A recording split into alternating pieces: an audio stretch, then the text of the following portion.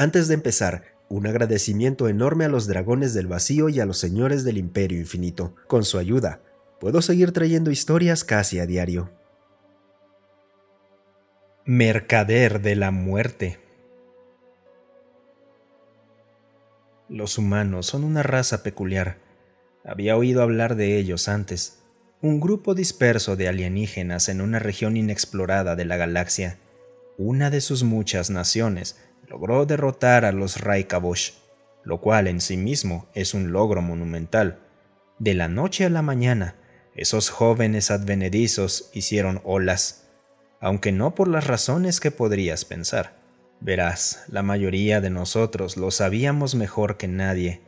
Nadie vence a los Raikabosh. Nadie tiene el poder de fuego ni los números para hacerlo. O al menos, eso creía. Pero un humano, un simple comerciante, me demostró lo contrario. Soy un moltariano, de la Confederación Moltariana. Controlamos 3 sistemas llenos de recursos, repletos de nuestra gente. Claro, suena como mucho, hasta que miras nuestra historia y te das cuenta de que hasta hace 10 años humanos controlábamos 15. Todo por culpa de los Kordov. Habían agotado su espacio y estaban buscando más. Decidieron que la Confederación tenía lo que querían. Nos empujaron hacia atrás, con fuerza, antes siquiera de que nos diéramos cuenta de que venían. Tomaron 3 sistemas antes de que el Consejo se enterara de la invasión. La flota hizo lo mejor que pudo, pero somos un pueblo aislado. Solo teníamos tanto territorio porque nadie nos prestaba atención, lo que significaba que teníamos muy poca experiencia en la guerra. No es que la mayoría de la gente la tuviera, con los Raikabosh y el convento dorado alrededor. En poco tiempo, los refugiados inundaban los sistemas internos y la estación comercial 47, mi estación, se convirtió en un refugio temporal para quienes esperaban un alojamiento permanente en la superficie del planeta. Sabíamos que se acercaban y esperábamos que dejaran la estación en paz, ya que no había nada que ganar con su destrucción. Aún así, esperábamos absolutamente aterrados. Nuestras miradas con nuestros ojos compuestos se entrechocaron de preocupación cuando una huella hiperespacial apareció en nuestros escáneres, lo suficientemente grande como para ser un superacorazado Kordov, pero no lo era. Era una sola nave de diseño desconocido, transmitiendo en voz alta un mensaje que no podíamos traducir, pero no detectamos ninguna señal de armas, así que con cautela les enviamos coordenadas a una bahía de atraque. Esos extraños no hablaban nuestro idioma, lo cual era normal, pero los moltarianos tenemos una alternativa: nuestra telepatía. Es una lástima que no se puedan enviar mensajes telepáticos por comunicador. Alguien debería trabajar en eso, o convencer a esos domeosapianos que entreguen su tecnología. Perdón, me estoy desviando. De todos modos, la primera persona en desembarcar de la nave era un alienígena bajo, unos 162 centímetros, 2/3 del tamaño de un moltariano adulto. Ni siquiera pestañeó cuando hablé en su mente, lo que me indicó que ya había estado expuesta a la telepatía antes. Aparentemente, era un humano, mujer, que se hacía llamar Josefina Pérez, capitana de un carguero de un lugar llamado México. Más tarde supe que era un sitio en el planeta natal de los humanos, la Tierra. Dijo que técnicamente estaba haciendo un primer contacto, pero en realidad solo buscaba un lugar donde tal vez adquirir mercancías para vender en casa y darle un descanso a su tripulación. Y este antro era perfecto. No es que tuviéramos mucho espacio, debido a los refugiados, pero un maestro de estación nunca dice que no a los negocios en su estación. Así que por supuesto, acepté. Su nave, un carguero clase Reina Celeste, tenía una tripulación de solo 20 humanos más, lo que me pareció extraño. Su nave era enorme, 1 kilómetro de largo, una medida humana, y debería haber tenido espacio para 3 veces más, además de la carga. Pero ella me hizo un gesto para que no insistiera en el tema. En cambio, quería saber todo sobre mi gente, diciendo que su líder, algo llamado Emperador, Estaría encantado de negociar con nosotros. Tenía mis dudas, pero bueno. En mi oficina, que tenía una pequeña ventana con vista al planeta escasamente poblado, intercambiamos historias. Me contó sobre su nación, la que reclamó la victoria sobre los Raikabosh. La llamaba el Imperio Solariano, diciendo que era una de las naciones humanas más antiguas en el espacio y que mantenía su mundo natal como capital. Hasta que conocimos a los humanos, la idea de múltiples naciones de la misma especie no tenía sentido. Pero como dije, los humanos son una raza peculiar. Le hablé sobre la Confederación y pareció interesada. Incluso me hizo algunas preguntas sobre detalles mundanos, especialmente sobre cultura y religión. Le hablé de Elra, el lugar donde aquellos que han hecho daño a otros son enviados, arrastrados por demonios. Ella replicó con un sitio llamado Infierno, donde un sirviente de su dios fue expulsado con sus seguidores por su rebelión, y donde las almas de los humanos que rechazaban el mensaje de su dios eran enviadas para ser torturadas por toda la eternidad, junto con los que se quitaban la vida y una serie de otras razones. Sonaba como un lugar horrible, y honestamente me repugnaba, incluso con la noción de un paraíso para los fieles. Pareció notar mi angustia, algo inusual para una raza que acabábamos de conocer, así que me habló sobre su pasado. Ella tenía 7 hermanos, 3 machos, 4 hembras. Todos se unieron a las fuerzas terrestres de su nación, excepto ella, que eligió la flota, o como enfatizó, la Armada Solariana. Una flota, en términos humanos, es una formación. Me llamó la atención, así que le pregunté sobre su experiencia. Me contó historias de cazar piratas, misiones de paz, y la que realmente captó mi interés, una escaramuza fronteriza con otra nación humana cuando comandaba lo que llamaba un crucero ligero, antes de retirarse y comprar su nave actual, la CMB Gabriel el Mensajero. Entonces, sin darme cuenta de lo que hacía, empecé a contarle sobre los Kordov y su inevitable avance hacia nuestro mundo natal. Si hubiera conocido a los humanos como los conozco ahora, no habría entrado en tantos detalles. Pero era inexperto con su gente y no entendí el lento cambio en su expresión. Sonreía cálidamente mientras hablaba, pero cuando terminé, su rostro era tan duro como el blindaje de un acorazado, y sus ojos parecían sistemas de guía para baterías de misiles. Comenzó a hacer preguntas sobre defensas y el tamaño de la flota, y me avergonzó admitir que no podía responder. Más tarde, su tripulación comenzó a descargar contenedores de su nave con suministros, telas, alimentos humanos, agua y varios artículos de lujo. Le dije que no encontraría muchos compradores, pero ella solo se encogió de hombros. Nos dijo que eran donaciones. Ayuda humanitaria, lo llamó. Encajaba que un término para asistencia llevara su nombre. 2 ciclos después llegó el día fatídico. 30 naves Kordov, incluidos 2 superacorazados, entraron al sistema. No era una incursión, era una fuerza de conquista. Sin armas ni escudos defensivos, sabíamos que estábamos condenados. Entonces recibí un mensaje. El CMB Gabriel el Mensajero solicitaba permiso para partir. Se lo concedí. Pero para mi sorpresa, su nave se dirigió directamente hacia la armada. Cuando llamé, respondió: No puedo quedarme de brazos cruzados viendo a inocentes desarmados ser masacrados. Antes de cortar la comunicación, ordenó algo llamado Inquisición Española. En ese momento el término no significaba nada para mí.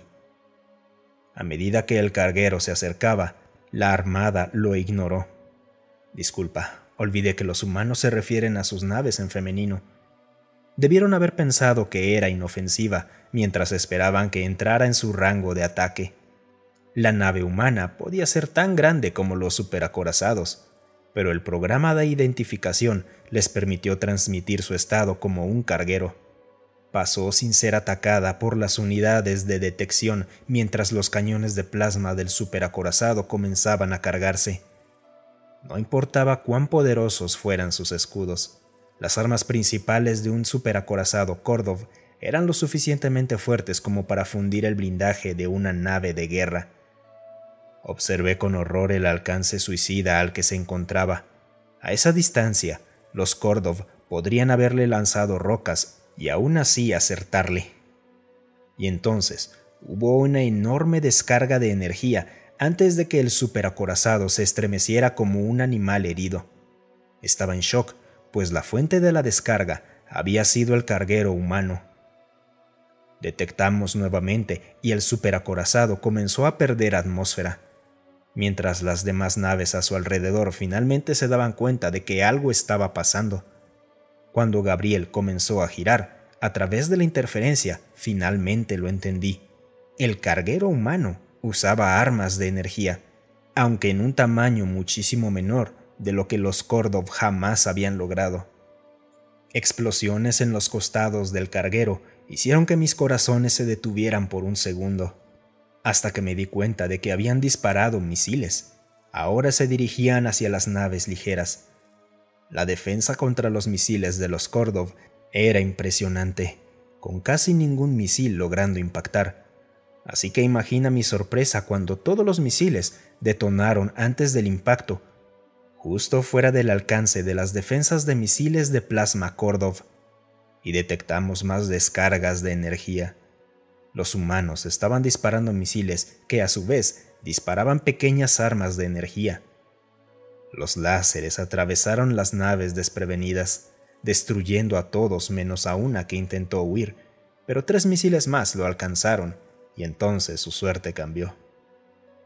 Toda la armada cambió sus planes y decidió enfocar toda su furia en esa única nave, pero para ese momento todos podíamos percibir el impresionante arsenal que llevaba a bordo. De repente comprendí por qué tenía tan poco espacio libre al contar.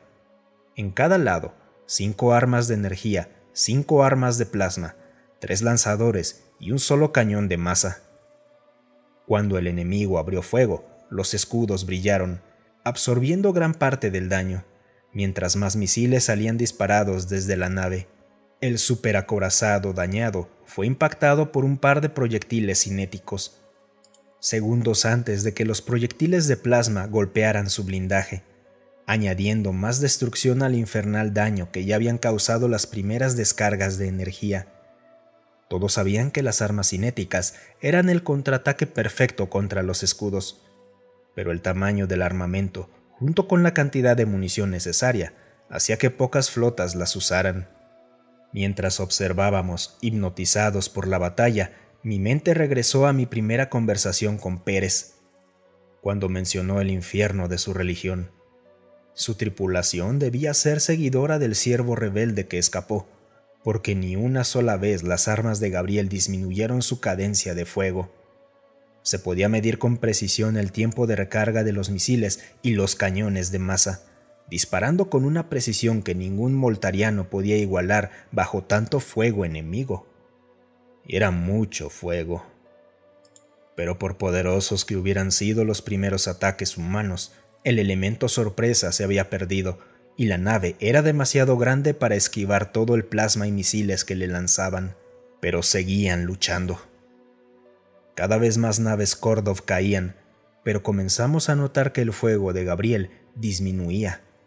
Finalmente, reuní el valor para comunicarme con la nave, y Pérez respondió. Estaba hecha un desastre, con su cabello desordenado y una sustancia roja en su rostro que más tarde supe que era su sangre. Pero en sus ojos había fuego y sonreía como si hubiera perdido la razón. Le dije que se fuera, que ya había hecho suficiente y no necesitaba sacrificar a toda su tripulación, pero me respondió algo en un idioma que después supe que era español. La única palabra que recuerdo es madre. Envió otra transmisión cifrada a la estación y me pidió que se la entregara a su gente. Le dije que lo hiciera ella misma, pero se negó, diciendo que sus armas ya estaban fallando y que solo le quedaba suficiente energía para activar el hiperimpulsor. Le rogué que no lo hiciera, que su religión decía que iría directo al infierno. Sus últimas palabras fueron que alguien tenía que arrastrar a esos bastardos a Erla. El CMB Gabriel el mensajero activó su hiperimpulsor y, conociendo lo que sé sobre astronavegación, desactivó todas las medidas de seguridad y estableció como destino el punto exacto donde estaba. El carguero desgarró el tejido del espacio, derramando la radiación del hiperespacio en el espacio normal, mientras la detonación envolvía a la mayoría de las naves ligeras a su alrededor, haciendo su última entrega de muerte al enemigo. Cuando la ceguera temporal causada por la explosión pasó, mis corazones se desplomaron. A pesar de su sacrificio, de todo su esfuerzo, un superacorazado aún permanecía, junto con 3 naves de escolta, pero eran más lentas. O los había intimidado, o había dañado sus motores. No importaba. Los Kordov aún se acercaban. Estarían en rango en un cuarto de ciclo, más tiempo del que esperábamos, pero lo suficiente para organizar una lotería y decidir quién evacuaría en las pocas lanzaderas subsónicas, para que al menos los refugiados murieran en la superficie de un planeta y no asfixiados en el vacío. Estaban en rango cuando terminamos de cargar las 2 lanzaderas. Yo estaba en la cubierta de observación. Estaba mirando al enemigo acercarse. Había decidido que yo sería el primero en morir, al menos simbólicamente. Cerré los ojos, esperando la muerte. Una que nunca llegó. Deberían haber disparado ya, pero antes de que pudiera teorizar por qué no lo habían hecho, una voz emocionada sonó en el comunicador, en el control de estación. Se había detectado otra firma de hiperimpulso. Cuando revisé la señal, tuve que pedirle al técnico que revisara los sensores por daños, pero me confirmó que estaban intactos. 350 naves, desde 375 metros hasta 6 gigantes de más de 5 kilómetros de largo, habían entrado en el sistema con una identificación desconocida. Pero fue la transmisión lo que me dijo todo lo que necesitaba saber. Se estableció un enlace visual, revelando a un humano en un uniforme rojo, con un rostro que reflejaba la misma determinación de Pérez cuando le conté nuestra situación. Se presentó como el contraalmirante Alex Cortés, oficial al mando del Grupo de Tarea 32.7 de la Armada Solariana en una misión de socorro, declarando que el sistema estaba bajo su control.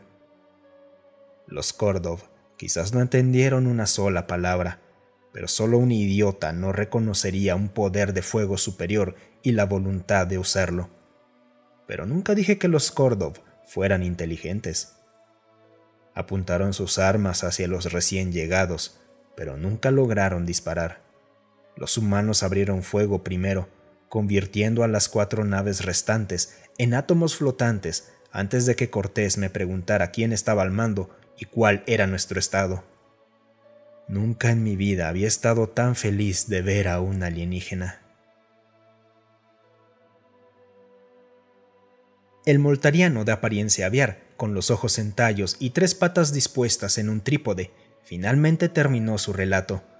El fino vello de su pecho se había erizado por la emoción, el equivalente moltariano a contener las lágrimas. Se encontraba de pie frente a un grueso escritorio que lo separaba de un hombre vestido con un sencillo traje color lavanda, quien acariciaba su barba mientras su largo cabello castaño caía sobre sus hombros. El maestro de la estación comercial 47 había cumplido con la última petición de Josefina Pérez, entregando su mensaje encriptado a su gente. Sin embargo, no esperaba que el emperador Rudolf I quisiera escuchar en persona los acontecimientos de la batalla de Curle 4. Maestro de la estación Magrav, ¿cierto? Aprecio que hayas venido a contarme esto personalmente. Tenía mis teorías cuando el almirante me informó que una de sus oficiales de reserva había hecho contacto y estaba exigiendo asistencia, pero no imaginé algo de esta magnitud.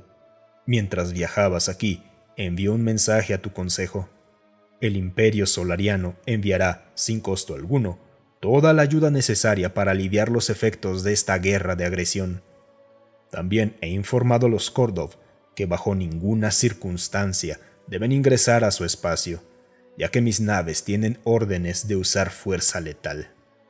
El grupo de tareas Orión ha sido enviado para comenzar a recuperar sus sistemas perdidos, y un equipo del Ministerio de Asuntos Exteriores está en camino a su capital para discutir los términos de un tratado. Hace una semana, Magravs había quedado absolutamente desconcertado por la cantidad de poder diplomático y militar que estos humanos manejaban con tanta facilidad, pero a estas alturas ya nada lo sorprendía. Su Majestad mencionó que tenía otras teorías. ¿Puedo preguntar cuáles eran? La medalla imperial al heroísmo. El Senado Imperial la otorga a cualquier miembro del ejército solariano que demuestre valentía, coraje y sacrificio más allá del llamado del deber. Aunque la capitana Pérez era una oficial de reserva, técnicamente fuera de servicio y a bordo de su crucero mercante armado privado, no tenía ningún juramento ni obligación de defender a tu gente, ni estaba bajo órdenes, pero lo hizo. Y por ello, el Senado consideró que valía la pena hacer una excepción y concederle esta distinción. El emperador Rudolf desenvolvió con cuidado el bulto de tela, revelando una espada ceremonial en una vaina dorada. El maestro de estación observó al emperador con curiosidad, pero guardó silencio. Había aprendido rápidamente que al líder humano le gustaba enseñar. La Orden de Gunther es algo que personalmente otorgo a aquellos que considero que han prestado un gran servicio al Imperio Solariano o a la humanidad en su conjunto. Sin embargo, hoy estoy expandiendo la Orden, porque la galaxia se está volviendo más grande y ya no puedo en buena conciencia dejar de reconocer a aquellos que se sacrifican por quienes no son de su propia especie. Por lo tanto, yo, Rudolf Gerald Gunther, emperador Rudolf I del Imperio Solariano, incorporo póstumamente a Josefina Pérez en la orden con el rango de capitán caballero. Se sentó sobre el escritorio junto a los dos premios, mientras el moltariano procesaba todo. Su Majestad, mi pueblo tiene honores similares que podemos otorgar, pero, si me permite, ¿por qué me los presenta como si yo los estuviera recibiendo? El emperador no pudo evitar sonreír al ver que el alienígena había caído directamente en su trampa cuidadosamente tendida. Porque lo estás recibiendo. Verás, la capitana Pérez no te contó toda la historia. Todos sus hermanos murieron en la incursión Raikkobosh.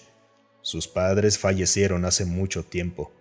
No tenía a nadie más que a su tripulación, y desde hace una semana y media, a ti y a tu gente. Así que por tradición, los premios se entregan a tu pueblo para que los resguarde. Pérez era humana, sí, pero con sus acciones se convirtió en una moltariana, al menos en espíritu. Hice algo de investigación sobre tu religión mientras viajabas, y también hablé con el Papa, el líder de la religión. Si bien Pérez, de hecho, se quitó la vida, lo hizo para salvar las vidas de otros mientras defendía a los inocentes. No está siendo castigada como probablemente temías, sino que ha encontrado el paraíso.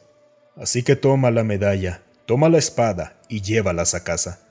El cuerpo de Pérez se ha ido, pero ahora tienen recuerdos físicos de ella. Magravs solo pudo asentir, con un nudo en la garganta que le dificultaba respirar, y cuando regresó a casa, decidió que la medalla de Pérez iría al consejo para ser exhibida en el nuevo monumento que se estaba erigiendo, pero su espada pertenecería a la estación.